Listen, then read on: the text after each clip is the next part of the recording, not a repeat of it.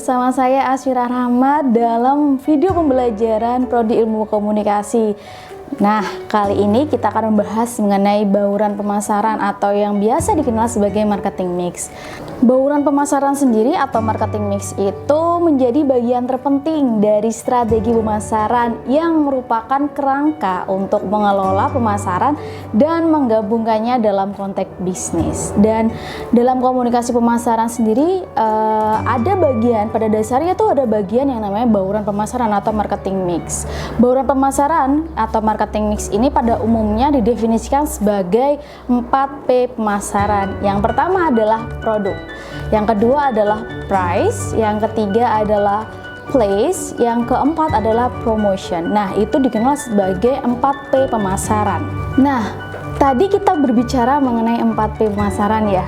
Nah, apa sih itu 4P? Yang pertama kita akan membahas mengenai produk. Di sini produk itu meliputi tentang karakteristik dari produk itu sendiri. Kita harus bisa mengenalkan apa sih produk yang kita jual atau yang kita akan pasarkan. Selain itu, ada juga kita harus memberikan pilihan produk. Nah, tidak kalah penting dari itu, nama merek untuk dari produk ini kita juga harus memikirkannya secara kreatif, seperti itu. Selain itu ada kuantitas. Nah, ada kuantitas, lalu ada garansi dari pabrik atau warranty, dan macam-macam dari produk itu seperti apa, sampai pada packaging dari produk tersebut. Nah, packaging produk tersebut untuk kali ini itu lebih harus bisa menarik perhatiannya konsumen, karena konsumen saat ini lebih pintar dalam memilih suatu produk. Untuk P yang kedua yaitu adalah price. Nah, price di sini itu adalah harga. Daftar harga, syarat pembayarannya seperti apa juga harus diketahui oleh konsumen. Selain itu juga ada yang namanya diskon. Nah, itu yang paling ditunggu-tunggu oleh konsumen. Selain itu juga kalau misalkan produk tersebut juga memberikan syarat untuk kredit. Selain itu ada kampanye tabungan jangka panjang. Nah, price di sini juga harus dilihat segmentasi yang mau diraih. Dia ada di menengah, atas atau di bawah. Dan itu price juga di sini harus disesuaikan dengan kemampuan dari konsumen. Selanjutnya, kita akan membahas mengenai place, yaitu tempat, di mana place ini juga perlu dipertimbangkan di dalam pemasaran. Place atau tempat ini meliputi berbagai jenis saluran distribusi pemasaran. Selain itu juga adanya padatan sistem distribusi, lalu bauran hubungannya perdagangnya seperti apa, kebijakannya bagaimana, lalu dari situ juga kita juga bisa memberikan saran untuk menghandling produk. Selain itu juga place di sini juga perlu dipertimbangkan. Kita juga harus bisa menempatkan produk kita di tempat-tempat yang strategis untuk lebih bisa mempromosikannya ke yang lebih luas lagi. Nah, untuk P yang terakhir ini di dalam 4P pemasaran itu dikenal sebagai promotional mix yang terdiri dari beberapa kegiatan-kegiatan promosi. Ada yang namanya advertising dalam atau yang disebut sebagai periklanan, sales promotion, personal selling, dan PR. Nah, itu tadi promotion. Kita akan bahas lebih lanjutnya nanti di satu bab lagi ya, karena setiap poin-poin tersebut juga memiliki ciri khas masing-masing, keuntungan dan kelebihannya itu sendiri. Dari 4P itu tadi kita bisa melihat bahwa hal tersebut merupakan satu kegiatan pengelolaan dengan menggabungkan 4 elemen di atas untuk ke dalam suatu program pemasaran. Adalah untuk mendukung pertukaran informasi kepada konsumen. Nah, dalam setiap kegiatannya juga harus kita ketahui berbagai isu dan opsi yang terlibat dari setiap elemennya. Tadi kita sudah membahas mengenai 4P. Akan tetapi seiring berjalannya waktu dan seiring perkembangan zaman saat ini dan semakin masifnya dunia digital, kita juga tidak bisa memungkiri bahwa perkembangan pemasaran itu juga mengikuti. Ya, di sini juga dikenal sebagai marketing mix 5P. Dalam hal ini, dalam bagian 5P ini terdapat tambahan yakni people, yang artinya bahwa people di sini mengacu pada staff atau salesman yang bekerja untuk bisnis kita. Selain itu termasuk diri kita juga.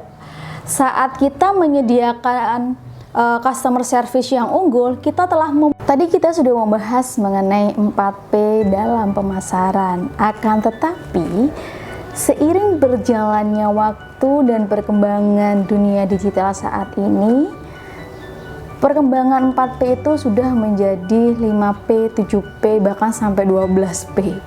Nah, itu tidak akan kita bahas semuanya di sini. Kita akan bahas tentang 5P. 5P di dalam komunikasi pemasaran sendiri itu hampir sama dengan elemen dari 4P, akan tetapi terdapat satu penambahan dalam bagian 5P ini, yaitu pada people. Yang artinya bahwa people di sini mengacu pada staff dan salesman yang bekerja untuk bisnis kita, termasuk diri kita sendiri sebagai people-nya. Saat kita menyediakan customer service yang sangat unggul, kita telah membangun pengalaman positif bagi konsumen, dan secara tidak langsung hal tersebut dapat menjual brand kita kepada konsumen.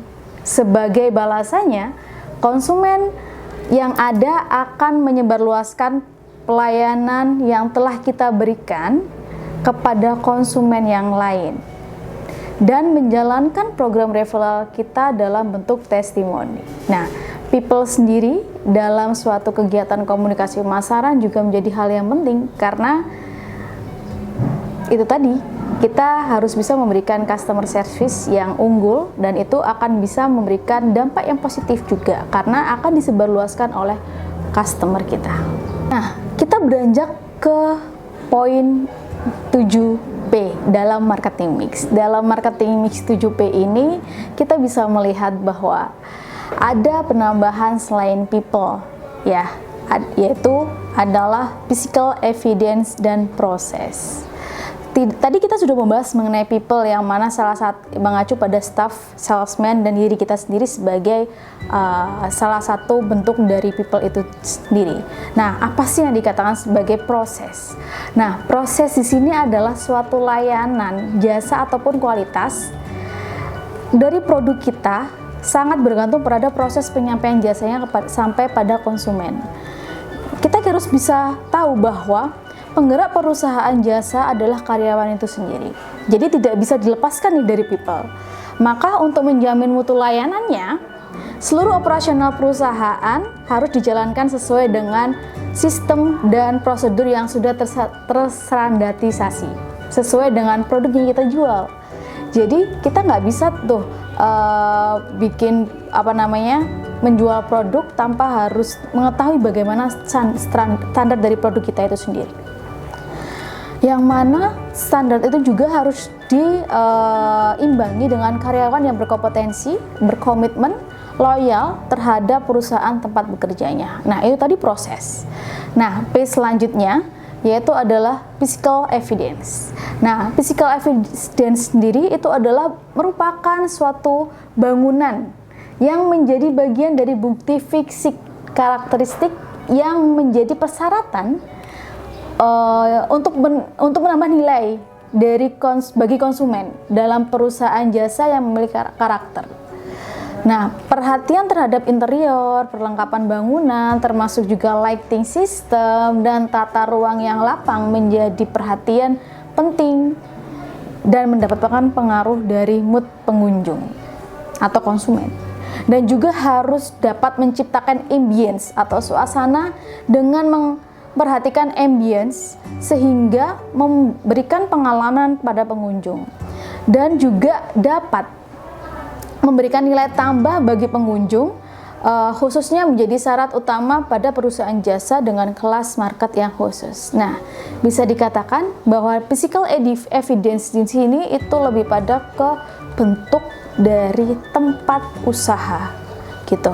Jadi saat ini juga tidak dipungkiri bahwa beberapa tempat usaha itu memberikan suasana, menjual suasana yang instagramable mungkin, atau yang fotogenik seperti itu, atau yang bisa membuat konsumen atau pengunjungnya itu bisa nyaman berlama-lama di situ. Itu yang dijual saat ini. Itu masuk pada ke physical evidence dalam marketing mix di poin 7P. Nah, Apa sih perbedaan dari marketing mix 5P dan 7P itu tadi? Perbedaannya ada pada beberapa hal. Yang pertama, kita bisa lihat bahwa 7P merupakan pengembangan dari bauran pemasaran 5P. Terdapat penambahan yaitu proses dan physical evidence. Lalu yang kedua adalah bauran pemasaran 5P atau marketing mix 5P itu identik dengan perusahaan dagang. Dan bauran pemasaran 7P adalah bauran pemasaran yang ideal untuk perusahaan jasa, karena mereka yang dijual adalah tidak hanya produknya saja, tapi juga physical evidence, suasana, ambience, dan pengalaman. Itu tadi pembahasan mengenai marketing mix. Nah, sampai jumpa di video pembelajaran selanjutnya. Bye!